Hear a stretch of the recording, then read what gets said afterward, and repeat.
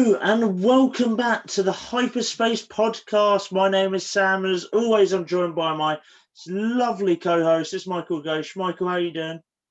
Not too bad. You?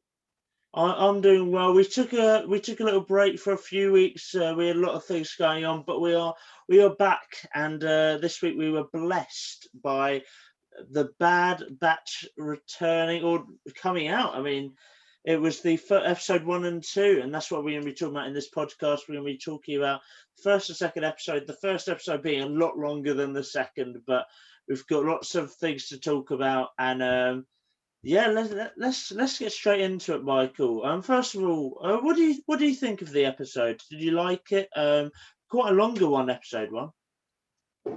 Yeah. If we're gonna just talk about episode 1, yeah.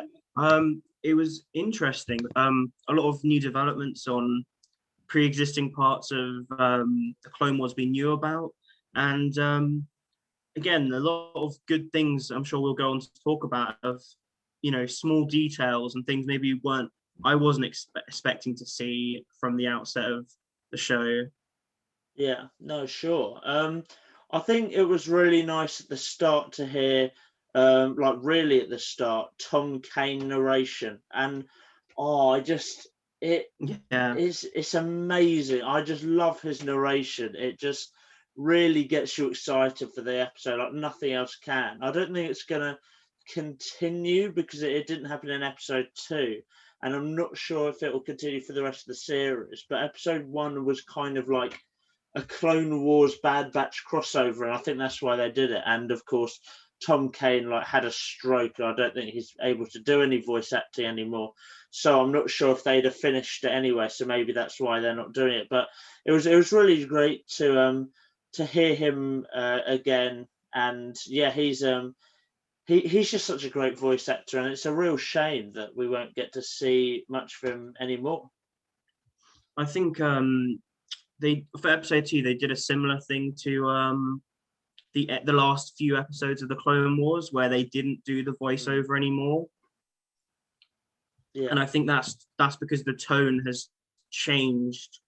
The tone sort of changed halfway through this first episode, or maybe in the first 20 minutes. Sure.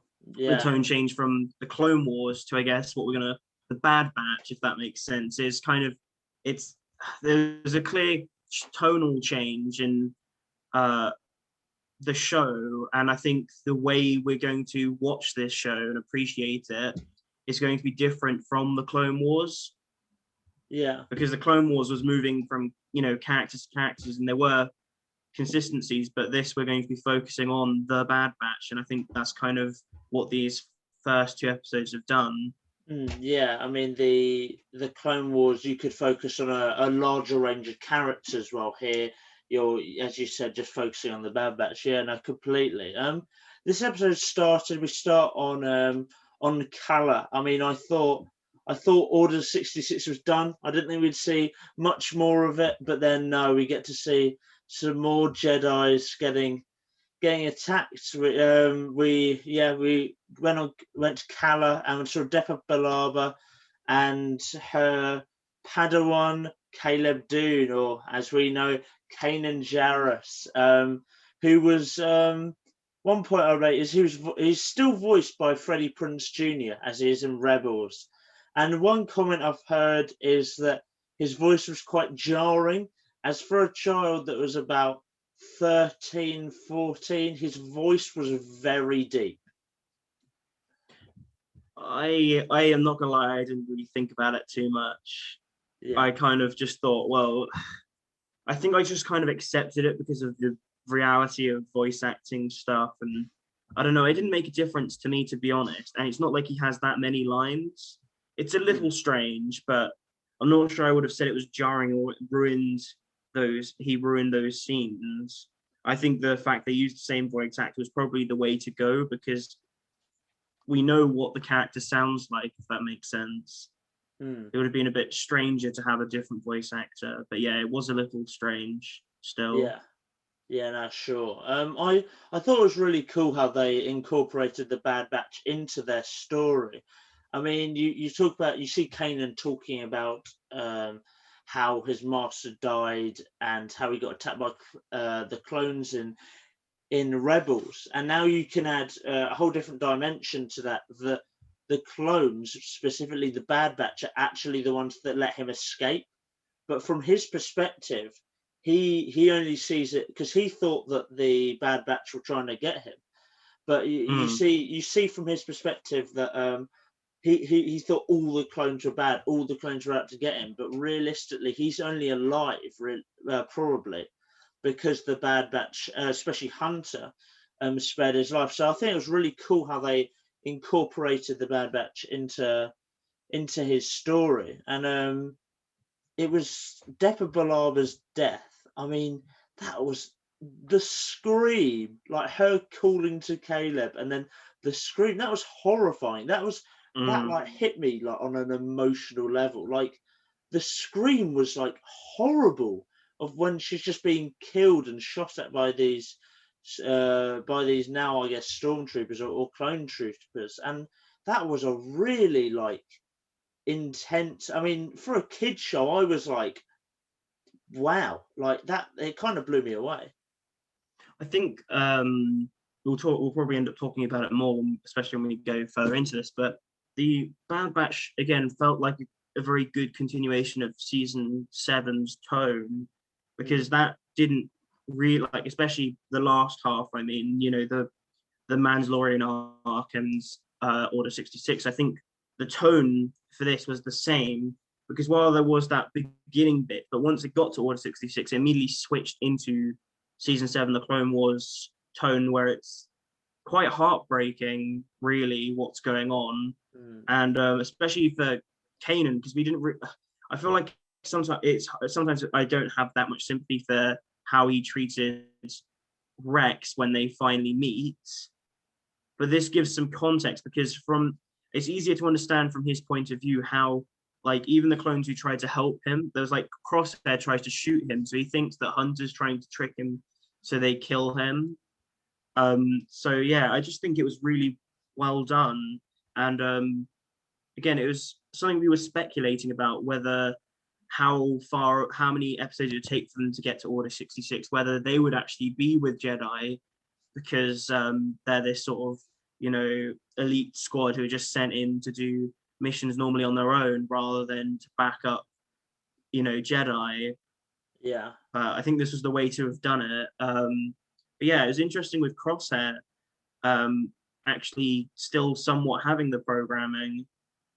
Yeah, no, totally. I think after all that going on in Kala, they're quite confused. They're trying to work out what is going on as their inhibitor chips. I think they're still there, but they're either damaged or they're or in Echo's instance they're pretty damaged, and because he's majority robot or cyborg doesn't work, and except for Crosshair's the only one who really has a reaction to the order of Order 66. Sis was a bit more active than the others, but still wasn't like fully active. Like he didn't go full on zombie when he heard the order. It was a bit strange. That I think I felt was strange, but also really interesting, was none of them knew what Order 66 was. They didn't know the contingent. I don't think they knew what the contingency orders were, whereas any of the like regs did know. But then strangely, Echo didn't know about Order 66 when they say about how it's being uttered on the comms. Like none of them seem to know what Order 66 is and what the directive is, which I thought was really strange, but also really interesting, because it's sort of the same reaction Rex had, where when he finds out what's going on, he like knew bits and pieces about it, but he didn't realize the scale of what was going on. Even in season 7, we see like he doesn't realize how easy it was for them to switch, and because it happened to him, he kind of understands. Yeah, it was really interesting that they kind of explored that, because we haven't really been able to see the point of view of clones who didn't have the inhibitor chips. We thought we might have had that with Rex, but that wasn't the case. He hadn't removed it yet. So we kind of got that point of view more so through the Bad Batch and what the actual clones were like. would have been like if they hadn't had the inhibitor chips. Yeah, no, that's a really interesting point, and yeah, no, completely. After they spent their time on Kala, they, as you said, they were very confused and weirdly didn't know the directive. So they went back to Camino to work everything out, and there's a bit that has the internet going crazy with speculation. There was a Jedi that's being carried past, and they drop a lightsaber, and everyone's trying to work out who is that Jedi. Who could it be? Michael, have you got any guesses who it could be, or is it just a random Jedi? Well, when I saw it, the only Jedi I ever associated with Camino was Shakti, but we know she wasn't there. Yeah. We know that, well, there's been a few canon deaths of her, but we know that she wasn't there. So I don't know.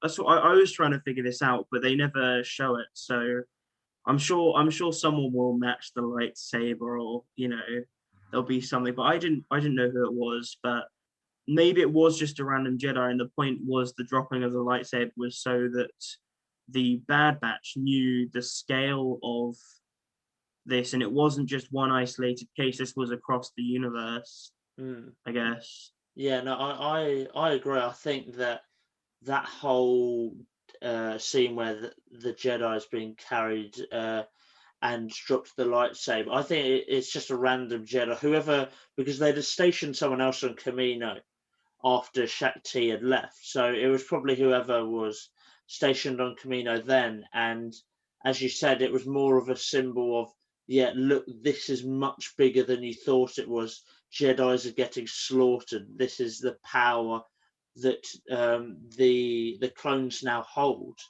And I think it was a whole bit about that. Then it was after that they had I think the big moment was Palpatine's speech. I liked that Mm. it was the exact same from Revenge of the Sith, and just seeing the clones react to that, they were all just like, as Tech kept saying, they weren't individual thinkers anymore. They lost that after the Order 6 directive. This is the thing I wanted to talk about, which is the clones lost any individuality that they had been established in the Clone Wars, Mm, and you kind of see it. You see it a few times throughout the episodes, and I'm sure we'll continue seeing it any more times we see the clones. They just aren't there anymore. They're not.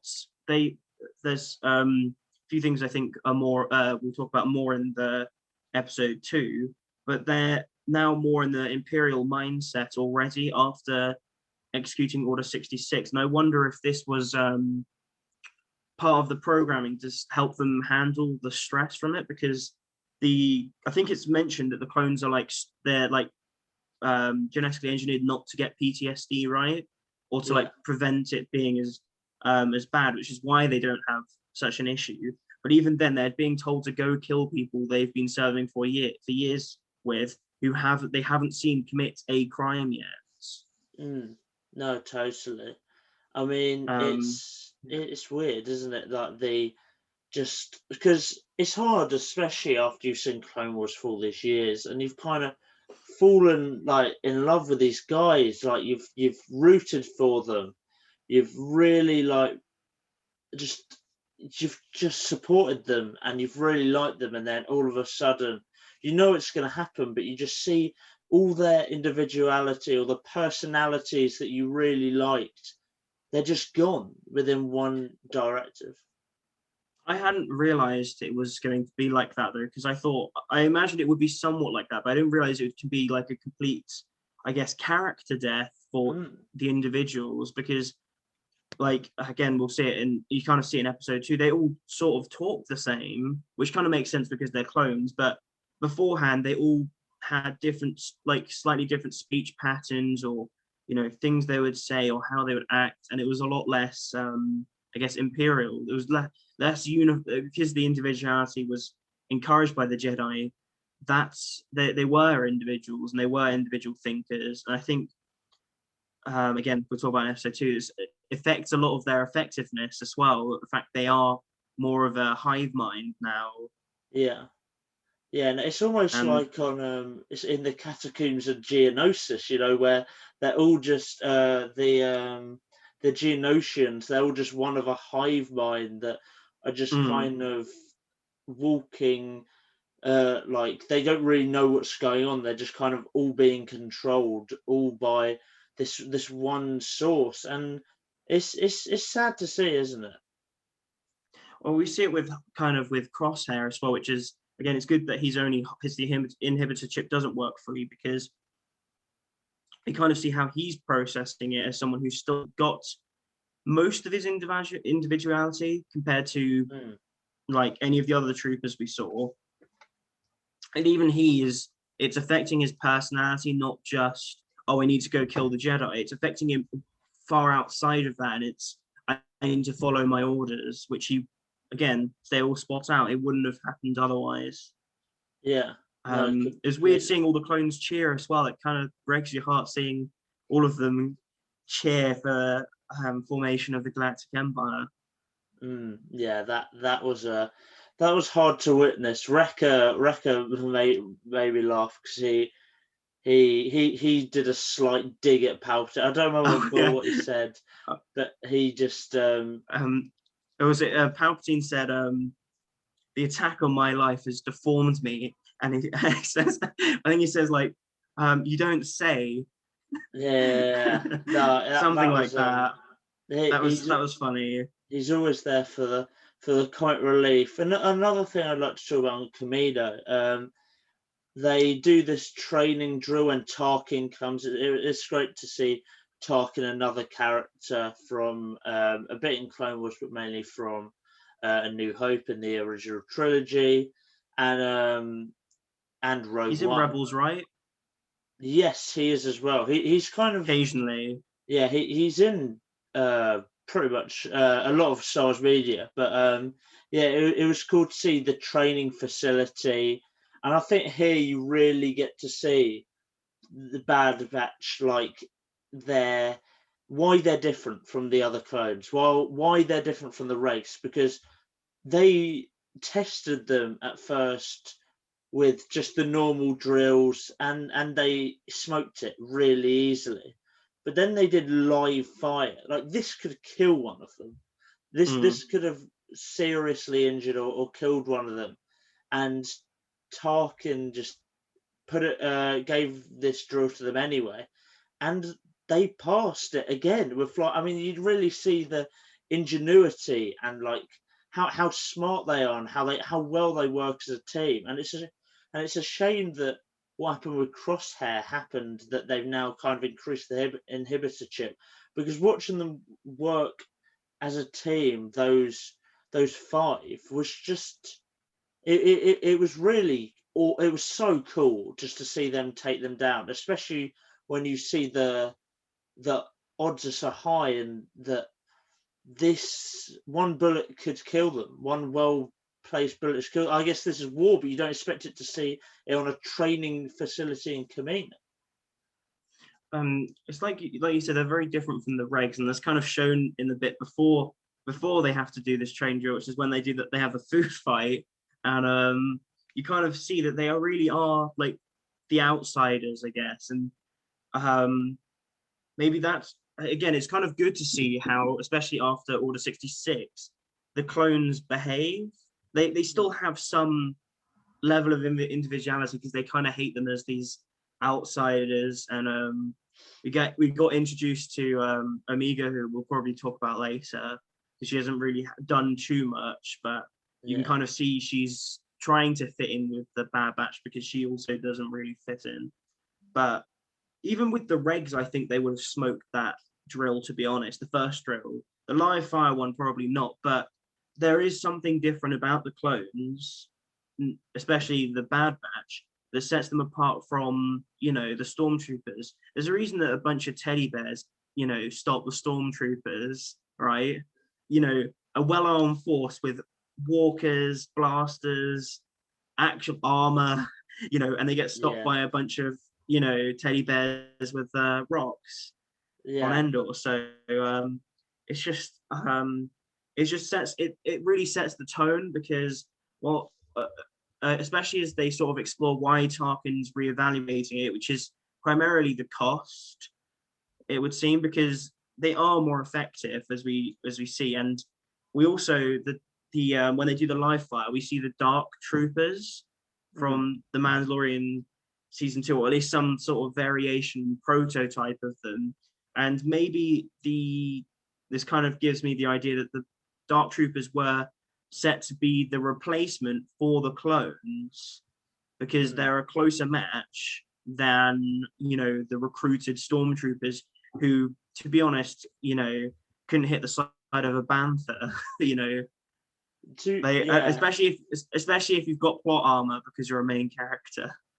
Yeah, I mean that's true, but to be fair to the stormtroopers on during the Battle of Endor, that there'd been a complete switch by then, because stormtroopers were clones, but then um, Tarkin, as you see, hates clones, so the clones they stopped using clones as soldiers, despite them being more effective than individuals, and then they started recruiting individuals to the Empire, and that's kind of how they did it instead. So, to be fair, there had been a change since there, and it always goes back to that line in A New Hope where Alec Guinness or Obi-Wan's like, these blast points too accurate for a bantha.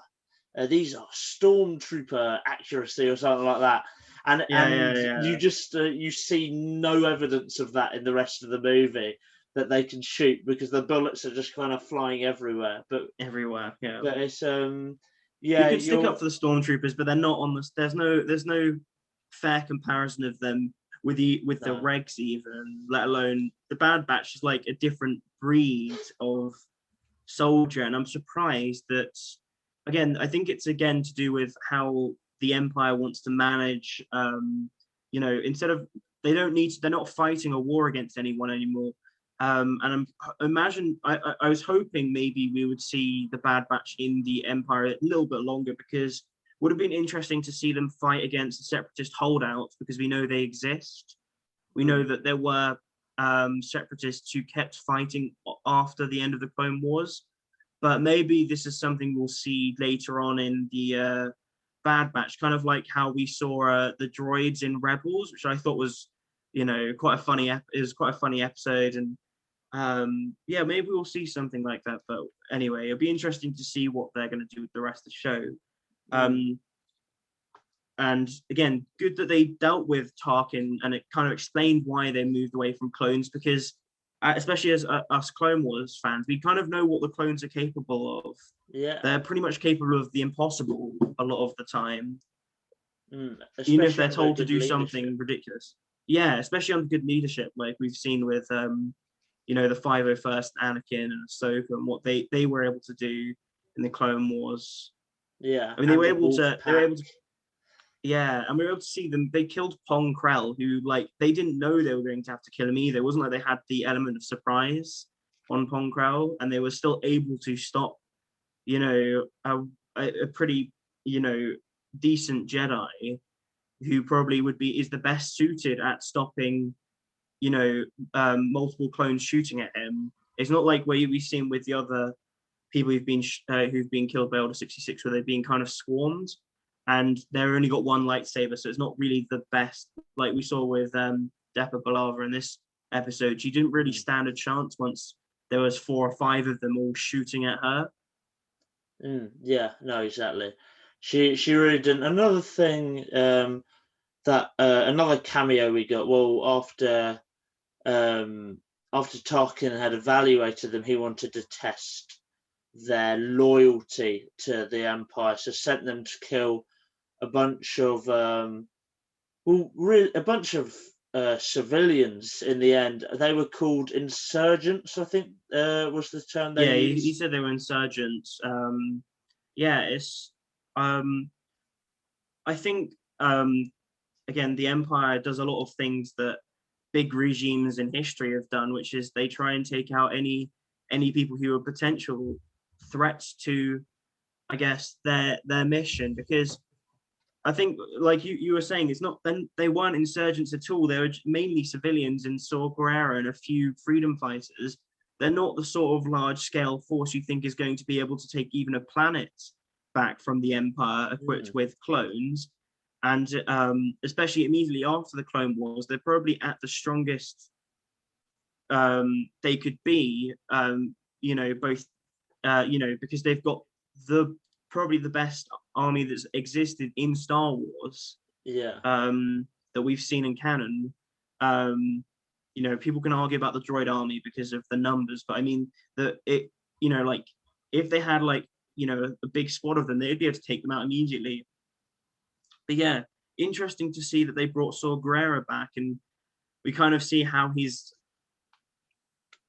in Rebels. We only really saw him before Rogue One, I guess, just before Rogue One. But now we've sort of filled the gap again between the Clone Wars and Rebels, and eventually Rogue One. It sort of completed his story a bit better, even if it was only really a cameo. I mean, what did you think about them bringing him back? Yeah, I thought I agree. I think his story was a bit patchy, as you said. I think this adds a bit of adds a bit more to his character, knowing where he was at this point. And just this part of the show where they go to kill the insurgents. There's about 20 of them. I mean, they're not going to take a planet. They're not going to do anything to the Empire, especially at the state they're at. I know you get them while they're at their weakest and at their smallest, but they weren't exactly going to do anything. But yeah, I thought it was I like Saw Gerrera as a character. I think he's very dedicated to the cause and will do whatever is necessary to get that. I think in this we kind of saw he's not quite at that stage yet where he will do anything, because if he was, then he would have made the smart choice and shot all the clones. At this point, he's not quite as bitter as he is in Rebels. I think, again, is it about 10 years or something? It's quite a lot. It's quite a large amount of time between the Revenge of the Sith and the Rebels period, and he's not quite at that point where he's willing to just do anything. He does want to resist the Empire, but he's not. I think it's great that, because in the Clone Wars we see he's not really willing to do anything either. He's still, he's still got a moral compass, even if he is, lost his sister. But now he's moving towards that, but he's willing to let the clones have a chance instead of just shoot them. Yeah, I think he has a bit of respect for them because they didn't just go and massacre them immediately, which is what they could have done. It wouldn't have taken them that long, especially the Bad Batch, to kill a bunch of civilians. It probably would have taken them a matter of minutes to have done it. Yeah, no, I totally agree. The last thing I'll say about episode 1 is a few people were saying that it didn't need to be this long. I mean, it's an hour and 16 minutes. What did you think of the length? Because I personally think the longer the better. I think it needed it because I'm just going to talk about the ending quickly, and I think it will kind of explain how it wraps up nicely, because we see Crosshair go full cycle from resistive to the chip to submissive to the chip. Kind of, it was still there at the beginning, but now, because it was they boosted the chip, and they were able to enhance the influence of the chip. He's willing to go and kill Hunter, and not just that, he shoots at he tries to kill Omega as well, who's just a kid. Yeah. And again, Omega's becoming in this episode, I kind of was worried that she was going to be an annoying character from the trailers, because it's just a kid, and they can be annoying, but she actually adds, as I think episode 2 kind of highlights, the emotional depth the Bad Batch needed. Like, she's kind of like the heart of what I think the show will become, if that makes sense. Yeah. I think I've seen somewhere someone compare her to the Grogu of the Bad Batch, which I think is quite funny. But it's kind of like that, where The Mandalorian would have just been a Western, like a traditional Western without Grogu, and wouldn't have given, I guess, this otherwise very stoic Mandalorian character any emotional depth or weakness, because otherwise he's a man in vulnerable armor who really doesn't have anything to lose at this point. Yeah. And so Grogu added that depth. And I think Omega will do the same to this lot of guys, because they've all only really got each other. And now they've got another person they've got to look after. And I think she also complements a lot of their each of their personalities quite well, or especially Hunter, who at the end kind of takes this father figure role. We kind of see it a bit more, but they kind of adopt her, which I think I think it was needed. They needed something to add to these characters, because otherwise they're just these badasses basically, Yeah. who can kind of just do anything. And it was interesting as well to see her pick up a blaster and shoot Crosshair, because she's never touched one, which again makes me wonder why did the Kaminoans make her, and what is her enhancement? Like, what is she good at? Yeah, no, completely. The length was good. Yeah. The length was good, and it needed to be that long, or it wouldn't have been able to complete that. If that makes sense. It made a complete story. Otherwise, it would have felt fragmented. Yeah, no, I completely get what you mean. We'll talk a bit more about Omega in episode now, because talking about episode 2, it was never going to be as intense as episode 1, was it? I mean, they were never going to have the same intensity after such a crazy episode 1, with Order 66 going to Tarkin, seeing all these cameos, Kaden, Saul Guerrero. It was never going to be as intense. But what were your thoughts on episode 2, just generally? I really enjoyed it.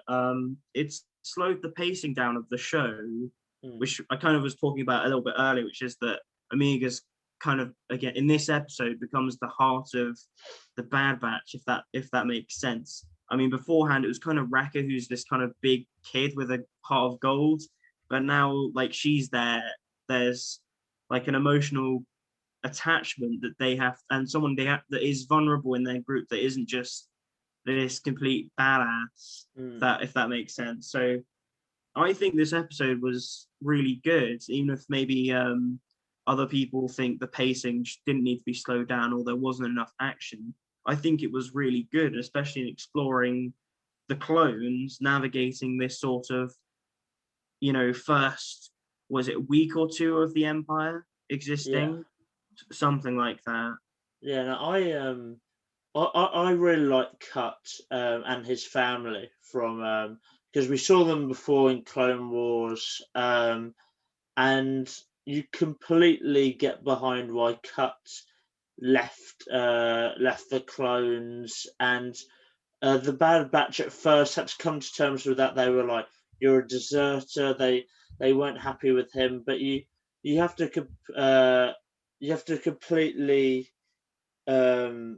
completely get behind it, because he just doing for his, he just wanted a family. He didn't want to get involved in the war anymore. And I think this episode was definitely all about Hunter and Omega's relationship, and how I think the episode was kind of all about how Hunter's kind of learning from Cut how to look after a child. And the problem is that Hunter's kind of basing him and Omega and Cut and his children, despite that Cut's had so many years to like get used to it, or Hunter's literally just all of a sudden got Omega, who is who literally he didn't know who she was like a week or two ago, and now he's kind of adopted this child along with the other members of the Bad Batch. I think yeah, it was really interesting to see Hunter try and navigate this in this episode, and like we kind of see it, you were talking about Cut and how it was a deserter. I thought it was quite interesting how, like, again, Echo, because he's a reg, kind of is more like you were saying, like he's a Yeah, deserter. Can we trust him? And then they all kind of realized that, oh wait, we're deserters now, aren't we? yeah, Like we're in the same boat. We didn't believe in the fight, and now we're not, because they don't agree with the Empire and what they're doing. They're kind of in the same boat as Cut was in. And yeah, it's nice that this was the right when they said when they had said, oh, I've got an old friend, I entirely thought it was Rex. And and at the time I was like, how did they know he's alive?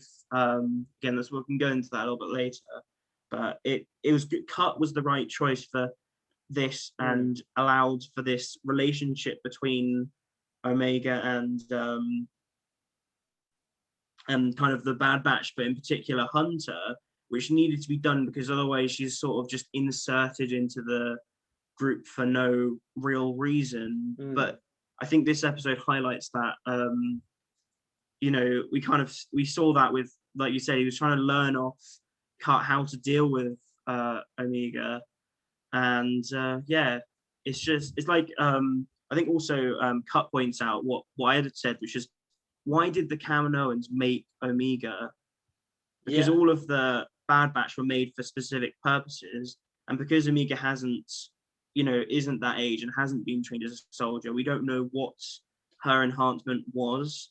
I think they said heightened awareness was what Tech had suggested was likely one of the results, but I don't. There'll be something else unless she is a bit more like Hunter.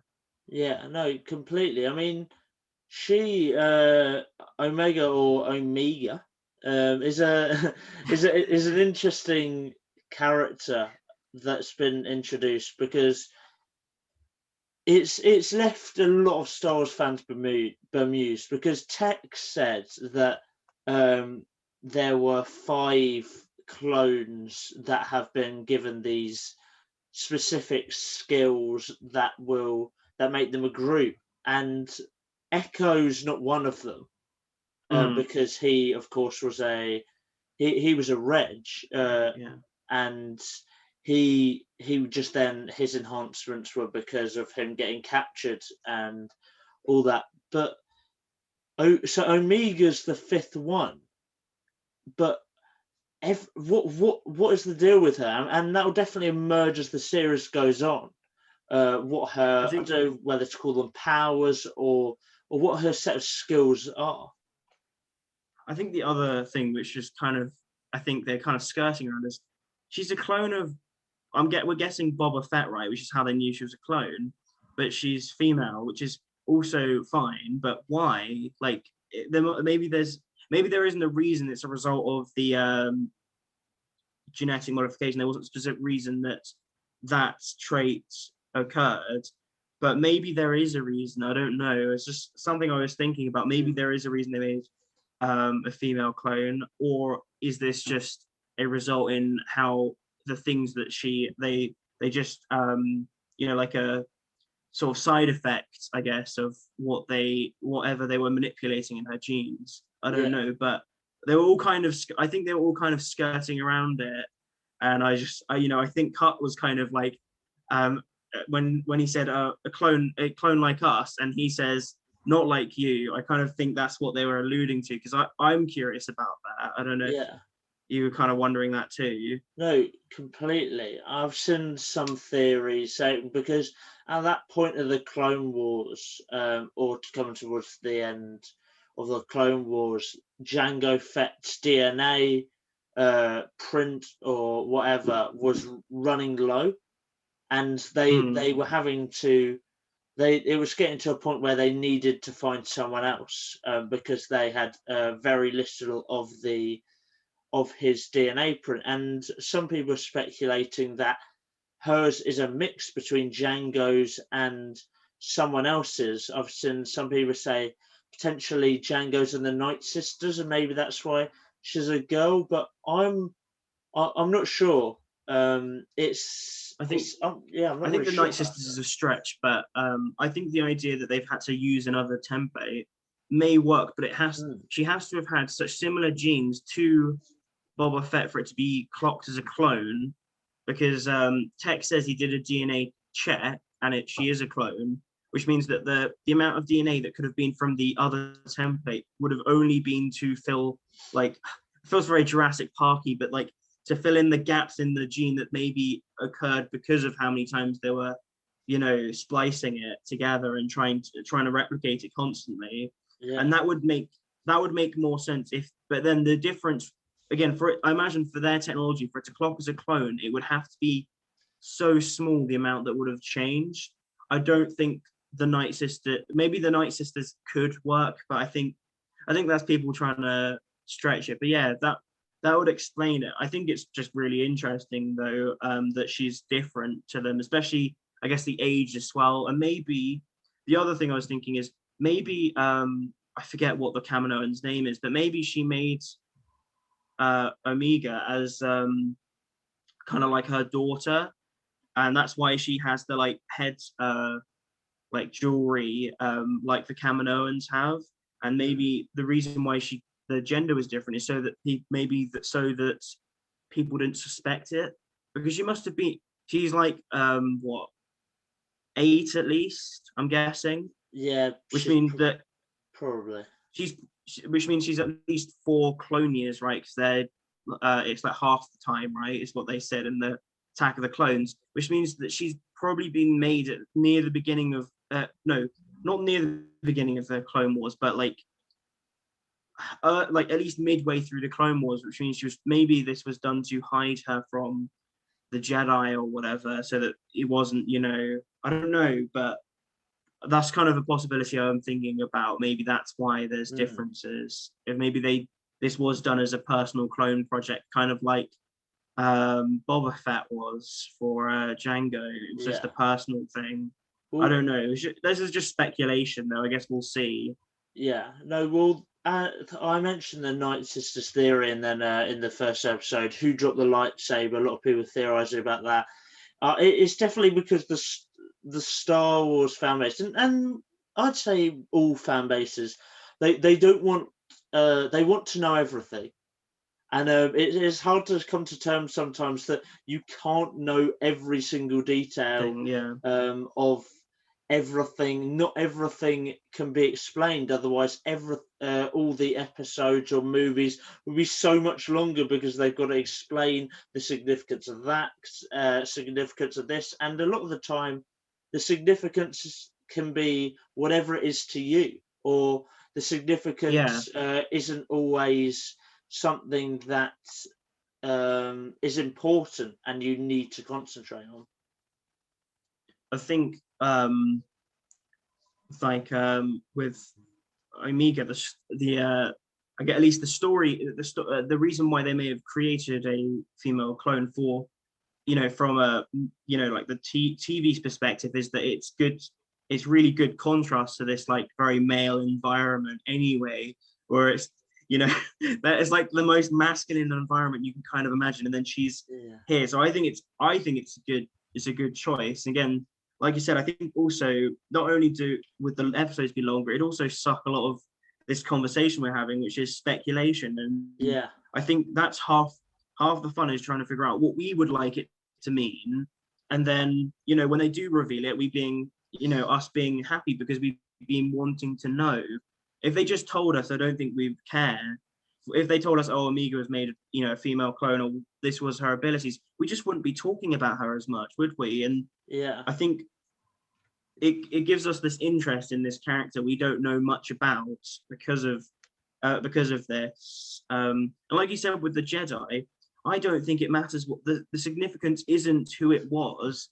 It's why they did that from this storytelling perspective, and what it meant to the Bad Batch, in particular Hunter, who kind of reacts in a way that's noticeable to even the like Order 66, affected clones, who kind of notice there is something off in his behavior. I say off, normal about his behavior, but off in the Order 66 sense. And I think that was the importance of that. And to me, I don't really mind too much not knowing who that Jedi was. I don't think it's. I think if it was important, we would have figured this out immediately, or it would be something we would figure out. But I guess it's fun theorizing about who it could be, but I don't have any ideas personally of who it would be, who would be on Camino at that time. That would be, significant Jedi. It's probably a smaller, more insignificant character. It's probably one of those Jedi that was in the Geonosis arena scene who survived, who's been named in books, but we don't know because it's not turned up in anything named yet. That's my theory. Is someone from Geonosis, like they pulled out Deborah Belava, who was one of those Jedi was at Geonosis and survived. I think it's one of those situations where it'll be something simple like that if we do find out. Yeah, no, it's Coleman Trebor, but they've revived him. Now there's my theory. I think that's definitely very plausible. But back onto episode 2. There isn't really much more to talk about. It's all just about Omega and Hunter. I've got a few Easter eggish sorts of stuff that I saw, which was one of which was Cup mentions Rex, which I found really interesting because, again, like I'd said earlier, I was going to talk about this. I had originally thought Cut was going to be Rex, if that makes sense. I thought the contact was going to be Rex, but I couldn't figure out how they would know about Rex being alive because Rex fakes his death. At least, I know it's not shown in the Clone Wars season 7 that he does fake his death.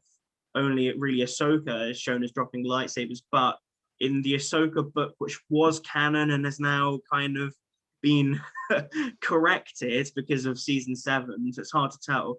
He fakes his death, and so they don't know he's alive.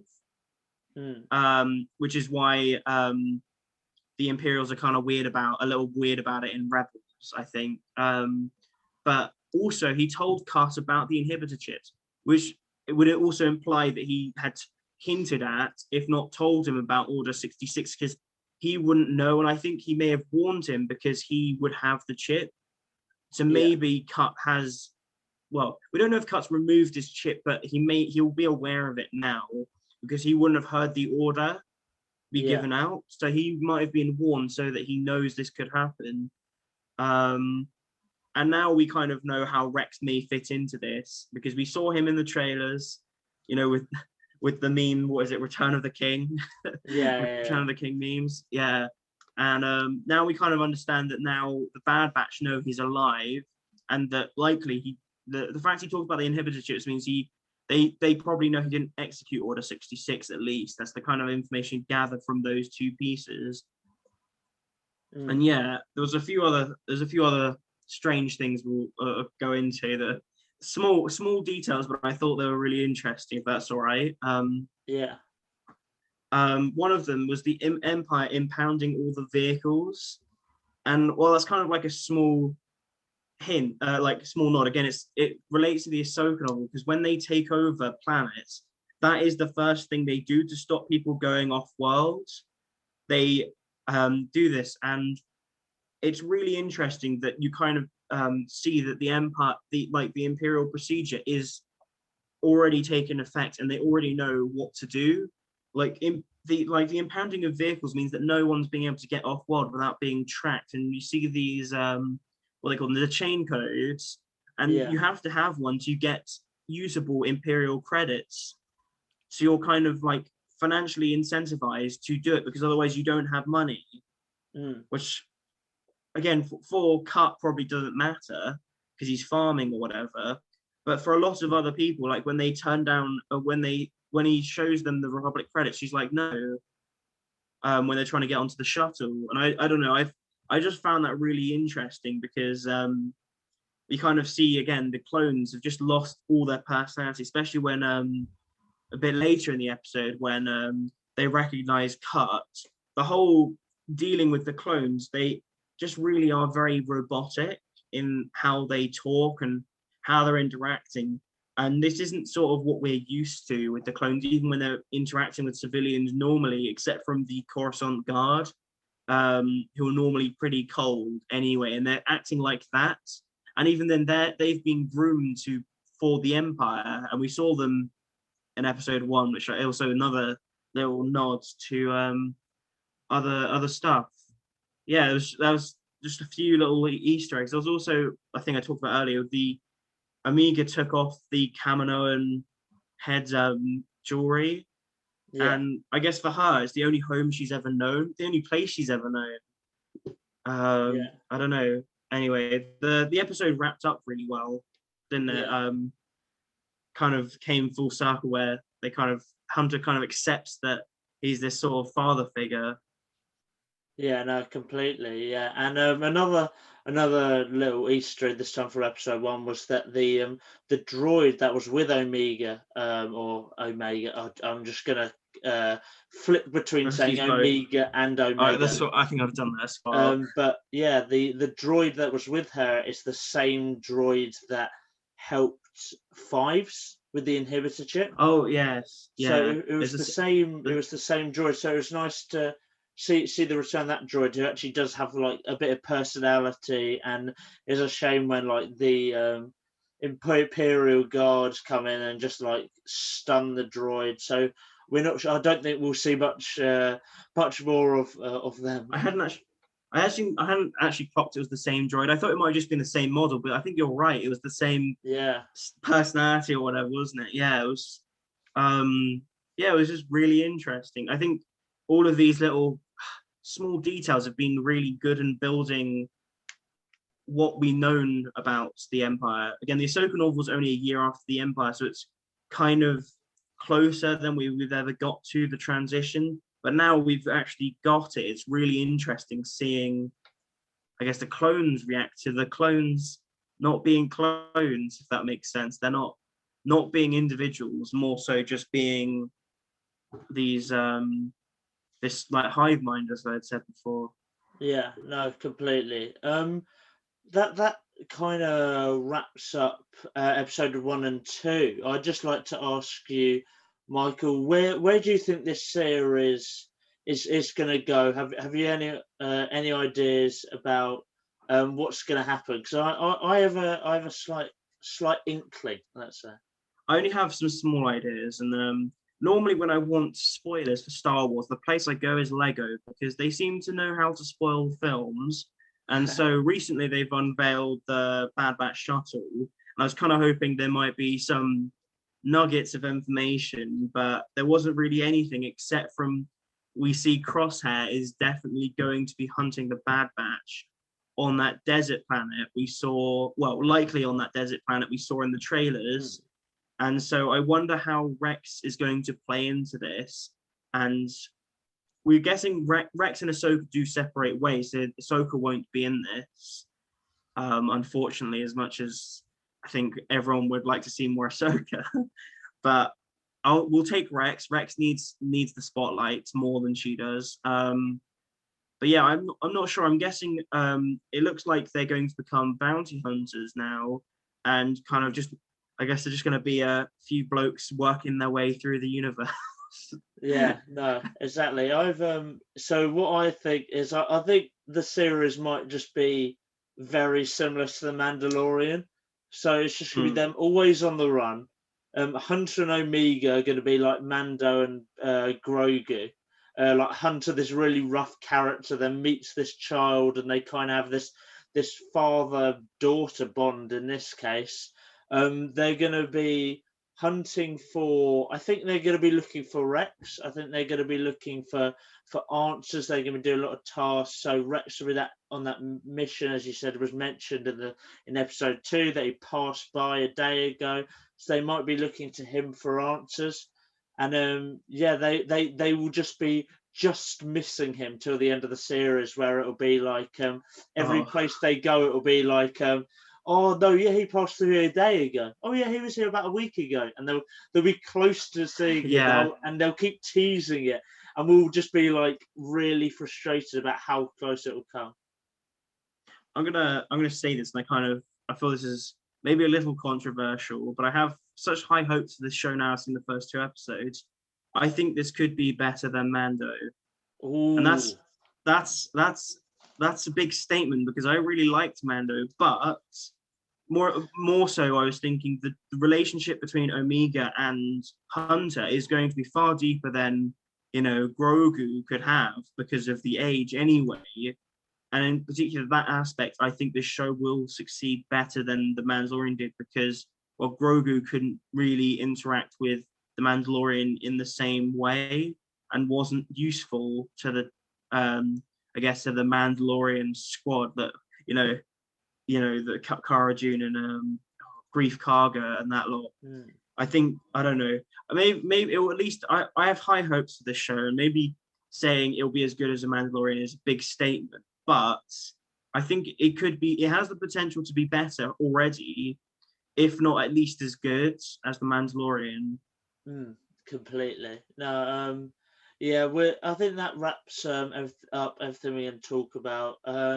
We're going to end the episode on a slightly lower note. Me and Michael would like to dedicate this episode to our friend Elisa Dukwe, who tragically died on Tuesday, and our thoughts go out to his friends and family during this tough time, and yeah, that kind of wraps up everything we want to say. Thank you for watching, and yeah, may the force be with you.